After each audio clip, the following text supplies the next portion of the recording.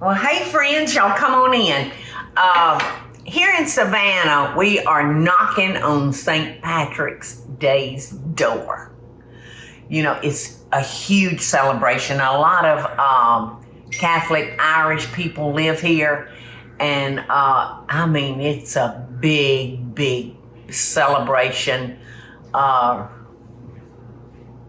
Religious to a lot of locals and party time for a lot of people visiting our city. So I know I've told y'all many times, but Savannah is the second largest celebration of St. Patrick's Day in the country, only second behind New York City. So we're serious about St. Patrick's Day down here. So for the next few videos, I'm going to be doing things that if you happen to be celebrating St. Patrick's Day, or even if you're not, you know, got some shirts that say, what, kiss me, I'm Irish, or just kiss me. It don't matter what I am. I don't know. But anyway, this is called an Irish cream cake. And was this in the magazine? Did this come out of the Paula's Cooking with Paula Deen magazine? So I love it because it's a tried and true. And the other reason I love it is because I'm starting with a cake mix.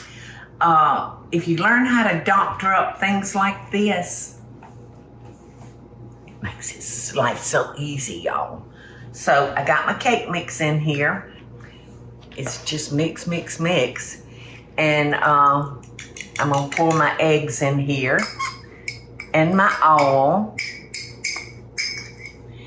And I've got 2 tablespoons of coffee, instant coffee.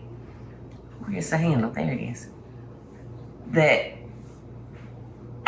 we dissolved in a cup of water. So all that just goes in here. And we're gonna beat it for like 2 minutes.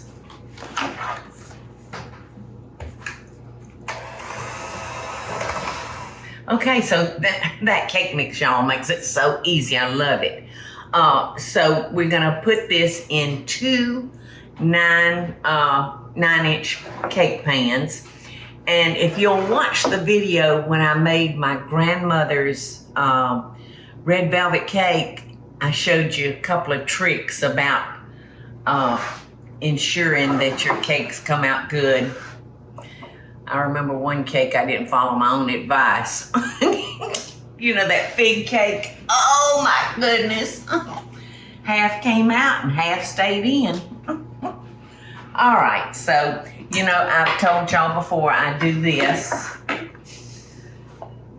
I just try to get them as even as I can. So I just use my little cup. So these cake pans are lined with wax paper, y'all. So I know those cakes are gonna come out nice and clean. Now this cake appeared to have a lot of air bubbles in it. So I'm gonna bring it over here. Can you see that in it? Can you see the bubbles coming to the top?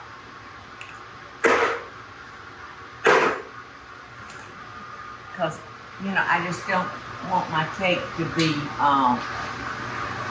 have a lot of holes in it. I banged them, y'all, and there's still a lot of bubbles on top. You can see them. And maybe if I banged them 5 or 10 more times, but you see those bubbles? So we're just gonna have some bubbles this cake. Okie dokie. I am preparing now the frosting for our Irish cream cake. And you can see how good they came out. But little air bubbles, but that's all right. I'm not gonna sweat it. So the frosting is just as easy as the cake was, y'all. I used 1/4 cup of Bailey's Irish cream. Now you can get less expensive brands than this one. So it's up to you, but that's what we used. And I added 1.5 tablespoons of instant coffee to this. So we're just gonna beat up our 2 sticks of butter until it's nice and creamy. And then I'm gonna add my coffee and my Baileys. And then I'm gonna add 1 cup of 4x sugar until I have it all incorporated. And we're gonna frost the top and the sides of this cake. And when I get it all frosted, I'm gonna go around the side of the cake and just pat these almonds, these slivered almonds, onto just the side. I like a lot of nuts, y'all. You'll wanna make sure that you stop a couple of times and just scrape around your bowl to make sure all your ingredients get mixed up.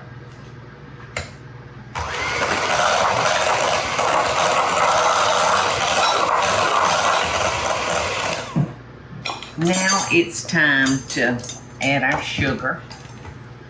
I don't know why they make these cords so it doesn't want to sit right.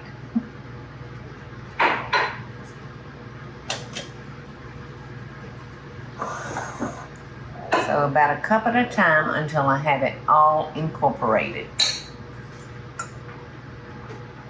And that is 4 cups of confectionate sugar. But remember, at the end of this video, you'll have the complete directions and amounts for this recipe. So if you didn't get it while we're doing it, not to worry.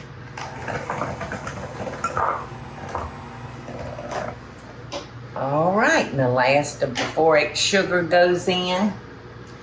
And if I find this is too thick for me, I may cut it with a little bit of heavy cream or half and half or milk. But I'm gonna check out the thickness. It looks like it's gonna be a very thick frosting. And remember to stop your mixer every couple of times and scrape down the sides so you won't have clumps of things that didn't get mixed together. And this frosting is very, very thick. So I'm gonna add, I think I'll start with like a tablespoon because confectionate sugar can become very liquidy quick using just a little bit of liquid. Just adding a little bit of liquid, it can take it down quick. And you know, I've always told you I have a hard time following my recipe, even if it's my recipe. So I'm gonna add a little bit of my pure vanilla extract that you'll find in our stores now. It's so good. It's not a flavoring, it's the real deal. I'm ready to start the frosting procedure. I'm gonna put a little dab of frosting just right there in the center so that my cake won't slide around on me. Now some people, if they're looking for a perfect cake, they'll slice this top off so it'll be completely flat, but not me, because tasting good and having as much cake as I can get means more than it being totally flat. So I just want to make sure that that's in the center, and it looks like it's in the center. And we're gonna frost layers and sides. Look how perfectly even these cakes are. Totally the same size. Now this is the way I like to frost my cakes. I like to put me a big old glob towards the edge of my cake.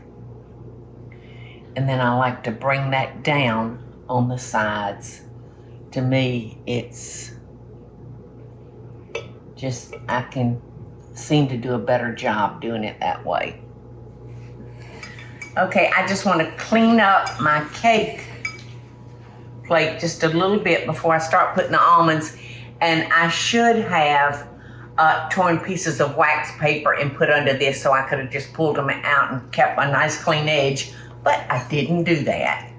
So what I'm gonna do is just pat those almonds onto the sides of the cake, and then I'll come back and get what didn't stick. So that's it. Look how beautiful that cake is, and you saw how little effort it took to make it. I mean, looks like you worked on it for hours and hours.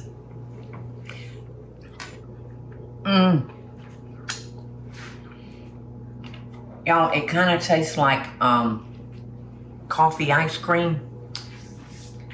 I love me some Bluebell's coffee ice cream. And this is what it tastes like to me. In fact, a scoop of that would be very, very good on this cake. It's just a pretty cake. That coffee just gives it the prettiest shade of brown. It's delicious. Happy St. Patrick's Day to me. Yum.